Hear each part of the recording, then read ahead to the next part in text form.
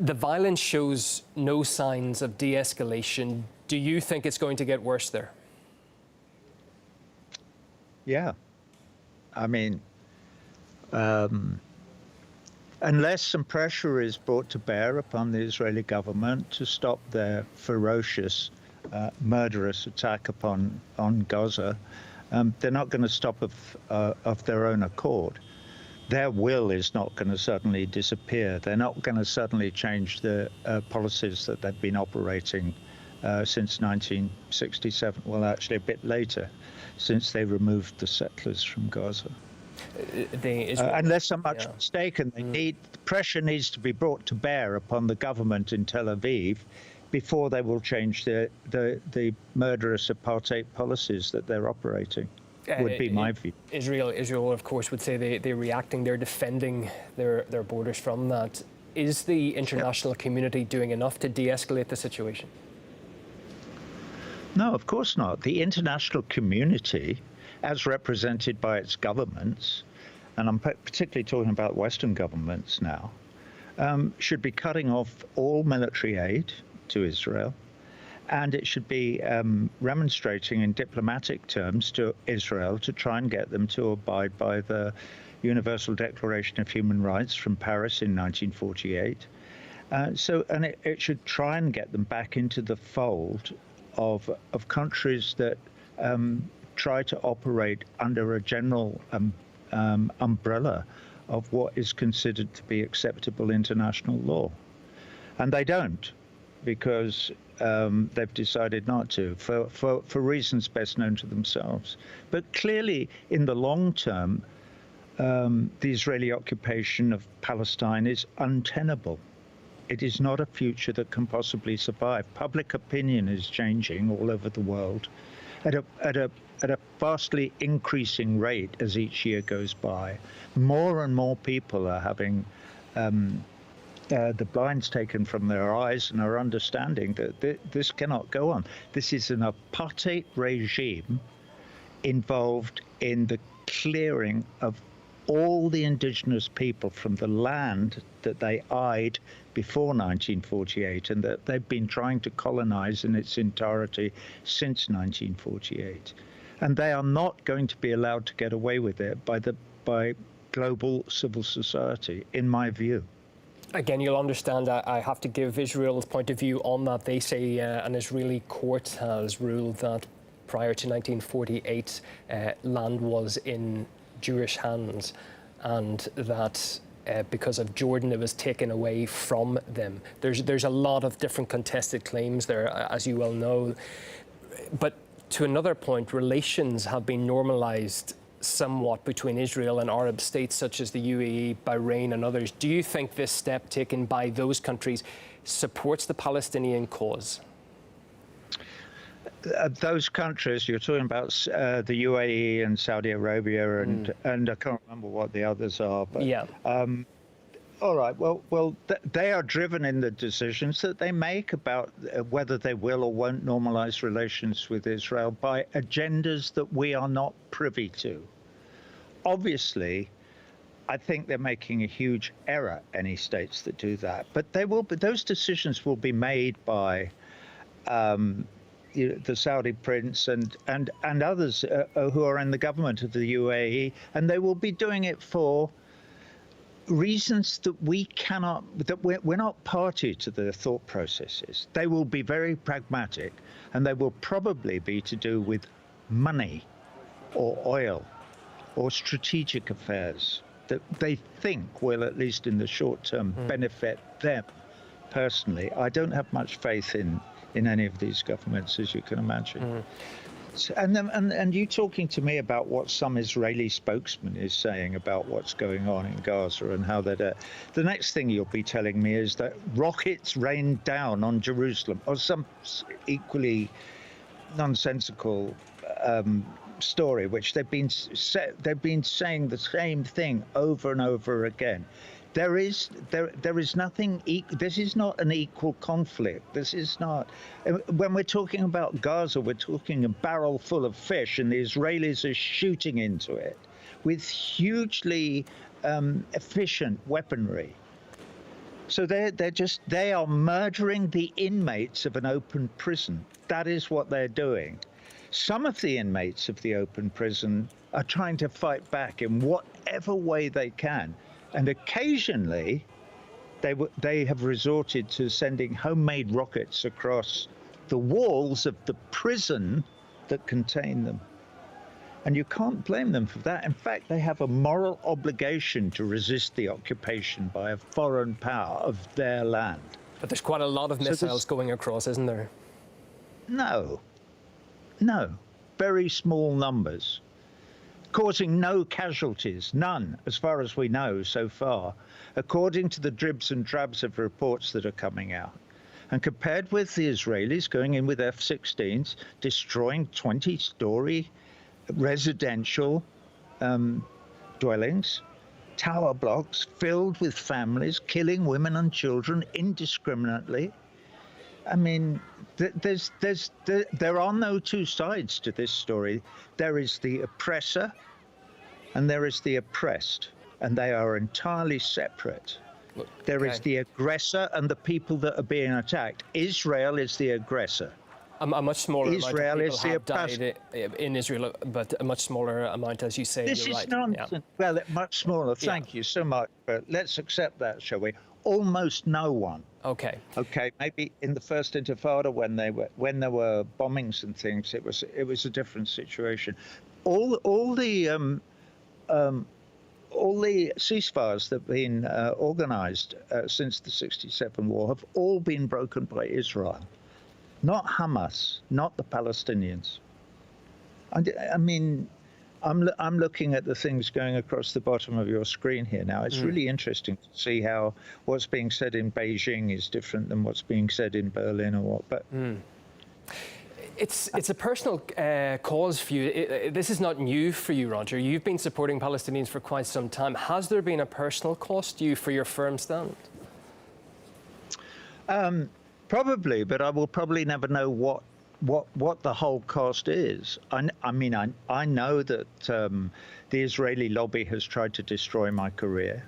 And I know that they have had influence on the boards of some major banks. Citibank is one. American Express is another company that has removed my access to funds when I've been working on the road, i.e. they remove sponsorship for tours and shows and things like that. So I know that the lobby is at work. I have been personally threatened. And I'm not mentioning any names because it's too sensitive, but I've been told that certain people have told me, we just wouldn't want to see anything happen to you, Roger. And you go, wow, somebody is sitting in my house threatening me. So, it's terrifying. Yeah, well, it's been difficult. A lot of my charity work has been interfered with again, people from the Israeli lobby denying funds to charities that I'm involved with unless the charities cut off their relationship with me. You know, specifically some work I was doing with a band of wounded men, a group of wounded veterans from Walter Reed Hospital in Washington, D.C.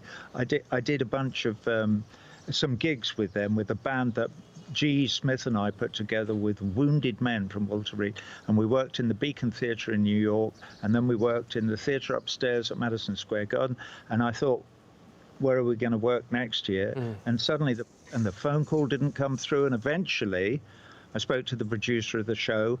I almost had to twist his arm to get the truth out of him. They have told us, the Israeli lobby, I could name names, that we Stand Up for Heroes was the name of the shows, and that none of them will give another dollar to Stand Up for Heroes, to the wounded veterans. This is in the United States of America and New York. Not a single penny from any of these big donors from the Jewish lobby, unless you get rid of Roger Waters. Stop him working with the men. Oh, well, why don't you have the men on their own? No, we're not doing that. So they threw the men under the bus as well. This is the kind of people we're dealing with. As an aside to that, people who denounce the alleged war crimes of Israel and Palestine are often labelled as anti-Semites. Yourself, you've often been attacked on that basis. What do you tell people who label you as such? The people who label me, well, I never get a chance to speak to the people who label me, but I hope that if I did get a chance to the people who label me an anti-Semite, I would say, name one thing that I have done or said that is anti-Semitic in my entire life. I'm 77 years old, and they can't. There isn't anything.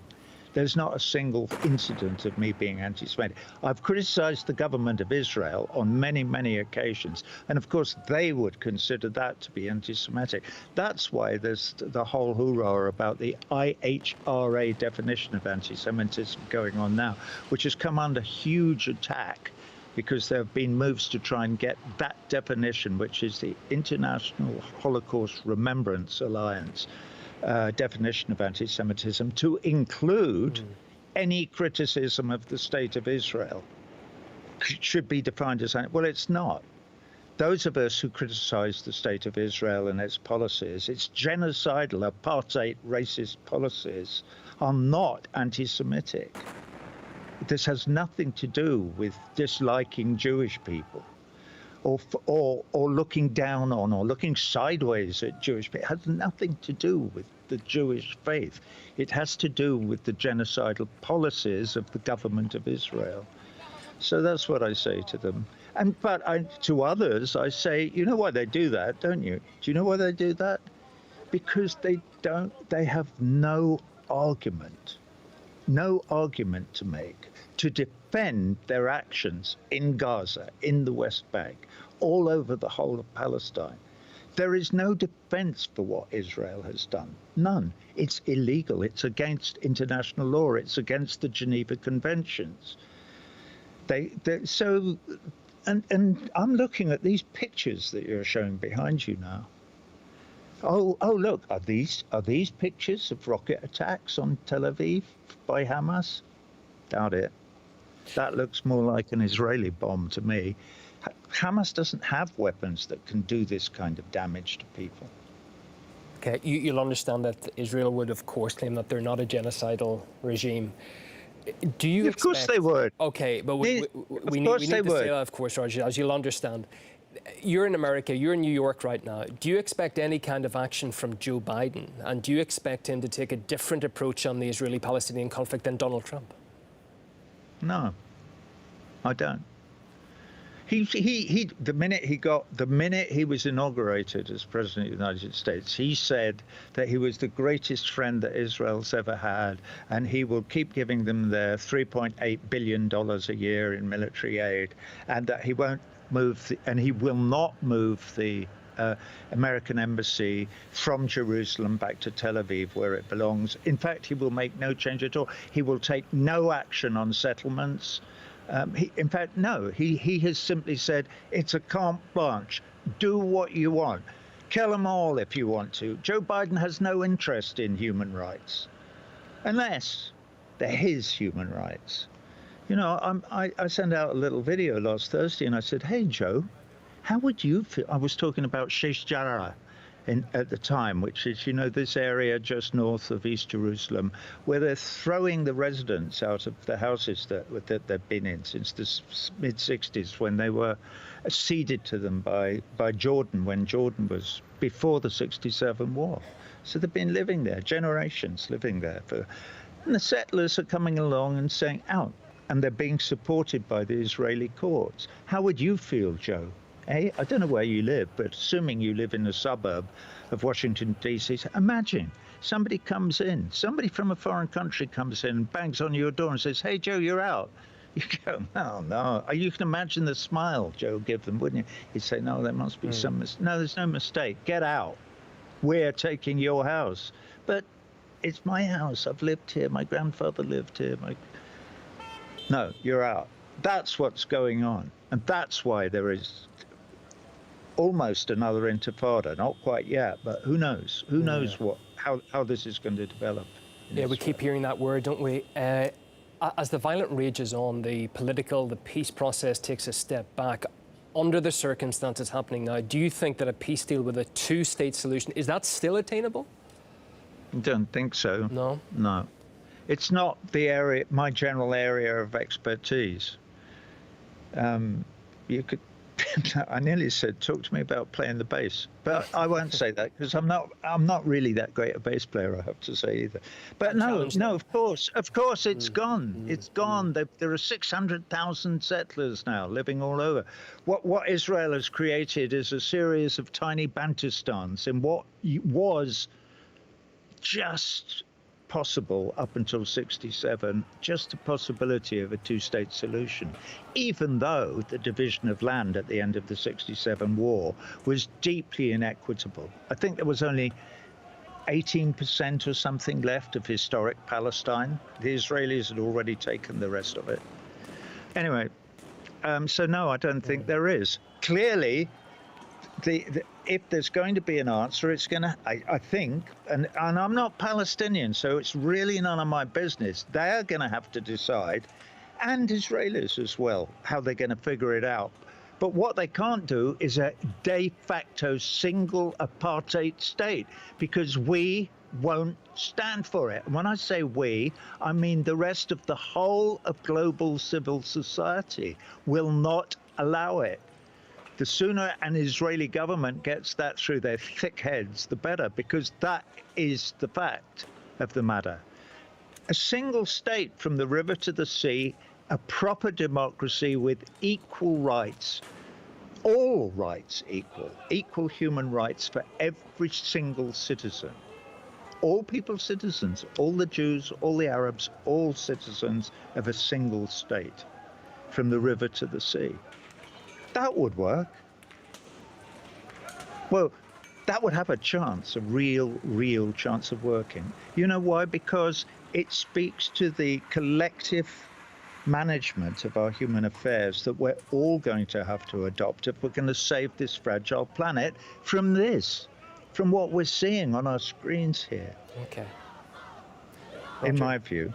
it's been a pleasure having you on. Thanks very much for your time, your thoughts. Roger Waters, founding member, principal composer, creative force behind legendary rock band Pink Floyd. Thanks very much. Thank you for having me. Have a good day.